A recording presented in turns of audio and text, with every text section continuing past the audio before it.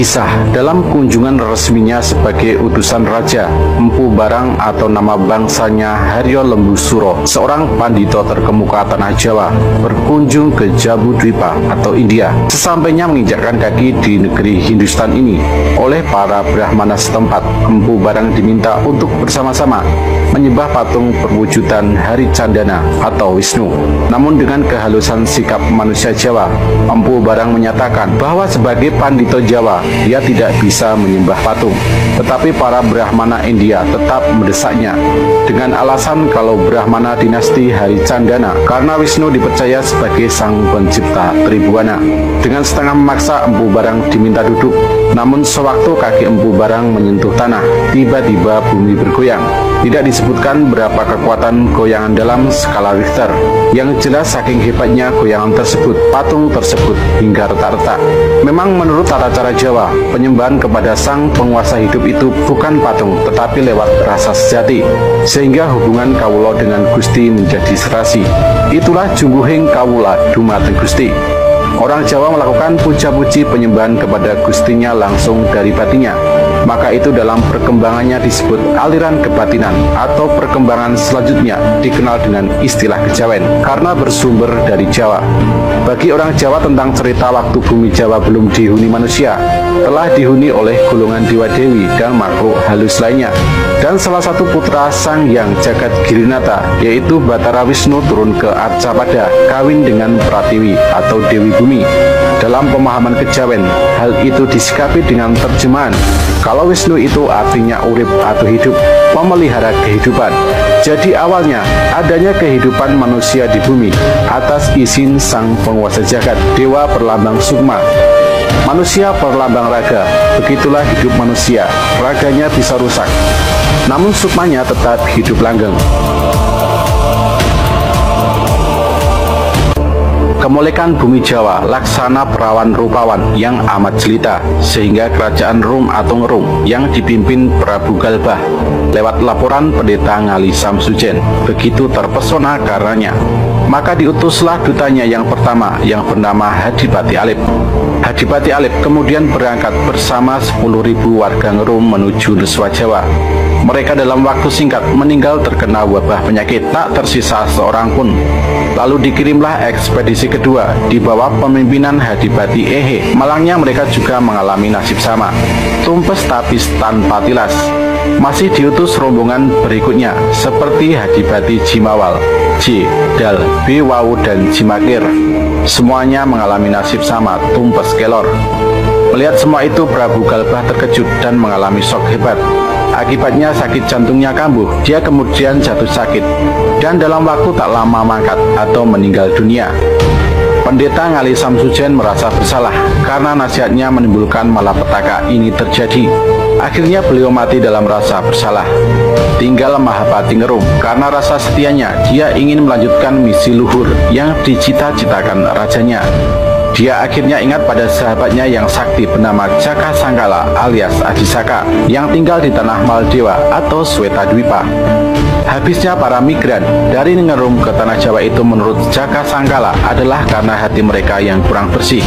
Mereka tidak meminta izin dahulu pada penjaga atau ajiman. Aji artinya ratu, man atau wan artinya sakti. Selain penghuni yang baik, juga dihuni penghuni berkasakan, anak buah Badarakala. Makanya tak ada yang berani tinggal di bumi Jawa sebelum mendapat izin Wisnu atau Manikmaya atau Semar.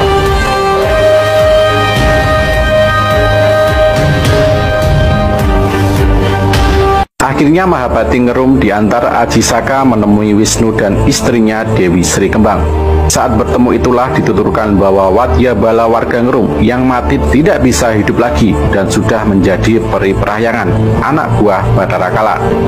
Tapi kedelapan Hadipati yang gugur dalam tugas itu berhasil diselamatkan oleh Wisnu dan diserai tugas menjaga 8 mata angin, namun mereka tetap menghuni alam halus. Atas izin Wisnu, Mahapati Ngerum dan Ajisaka berangkat ke tanah Jawa untuk menghadap Semar di Gunung Tidar.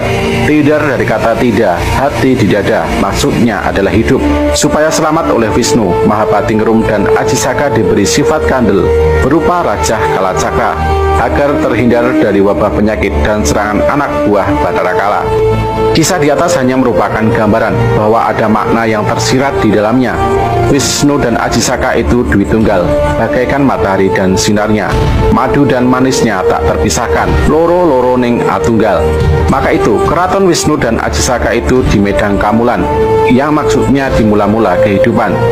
Kalau dicermati, intinya adalah kawruh ngelmu sejati tentang kehidupan manusia di dunia, sejak masih gaib hingga terlahir di dunia, supaya hidup baik, sehingga kembalinya nanti menjadi gaib lagi. Perjalanannya sempurna.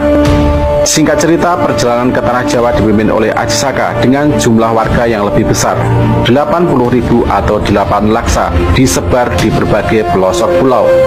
Sejak itulah kehidupan di Tanah Jawa Dwipa yang disebut masyarakat Kabuyutan telah ada sejak 10.000 sebelum Masehi, tetapi mulai agak ramai sejak 3.000 sebelum Masehi. Sesudah kedatangan pengaruh Hindu, muncul kerajaan pertama di Jawa yang lokasinya di Gunung Gede Merak. Rajanya Prabu Dewa Warman atau Dewa Eso yang bergelar Sang Hyang Prabu Wisnudewa. Raja ini memperkuat tahtanya dengan mengawini putri Begawan Jawa yang paling terkenal, yakni Begawan Lembusuro atau Kesawa Sidi di Padepokan Garbopitu, penguasa 7 lapis alam gaib, yang terletak di Dieng atau Hadiyang, jiwa yang sempurna. Juga disebut Bumi Samboro, tanah yang menjulang tinggi. Putrinya bernama Padmawati atau Dewi Pratiwi. Dari perkawinan campuran itulah lahirlah Raden Joko Pakukuhan, yang kelak di kemudian hari menggantikan tahta ayahnya di kerajaan Jawa Dwipa atau Keraton Purwosarito dengan bergelar Sang Prabu Sri Mahapanggung. Lalu keraton dipindah lokasinya ke Medang Kamulan.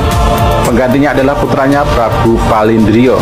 Dari perkawinannya dengan putri Patih Purnawarman, Dewi Sinto lahir Raden Radite yang setelah bertata dan bergelar Prabu Watugunung. Dia memerintah selama 28 tahun. Pemerintahnya mempunyai pengaruh kuat di Jawa Barat.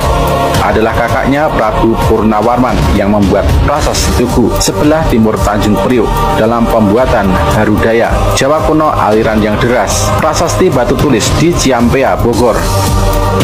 Untuk menguasai Jawa Timur, Prabu Watugunung mengawini putri Begawan Kondang, yaitu Dewi Soma dan Dewi Tumpak. Dia juga mengawini Ratu Negeri Taruma yang bernama Dewi Sitowoko. Dalam pemerintahannya terjadi perebutan tahta dengan Dewi Sri Yuwati, saudara lain Ibu Dewi Landep. Dewi Sri Yuwati dibantu adiknya lain Ibu, Joko Sadono, putra Dewi Soma. Akhirnya Prabu Watugunung berhasil dikalahkan dan Joko Sadono menggantikan tahtanya dengan gelar Prabu Wisnupati, permaisurinya Dewi Sri. Kakak Dewi Sri diangkat sebagai Raja Taruma, bergelar Prabu Brahmaraja.